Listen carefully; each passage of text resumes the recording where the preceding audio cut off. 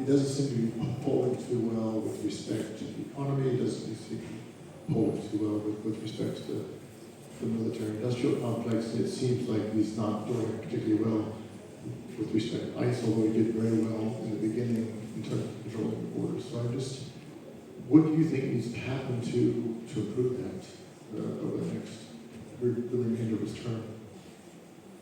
Well, I'm not like the political strategy guy. The reality is the policies the president is implementing, whether it's domestic policies on immigration, big reason that he was elected, external policies on trade economics, another reason he was elected, energy policy, where we're pumping more oil than we ever have, and the price of gas is down lower than it's been since 2019. The president's essentially competing with himself now from the first term to lower gas prices.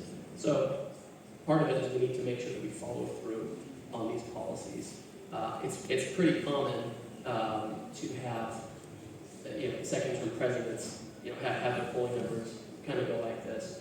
And for every poll you can find that says he's doing poorly, I can find one that says, well, this time in President Obama's presidency, he had very low favorability, or President Bush was lower. So at any given moment, you can kind of see different things. What I look at is wages are going up, GDP last year was at 3.2%, higher than expected. It's projected for 5.4.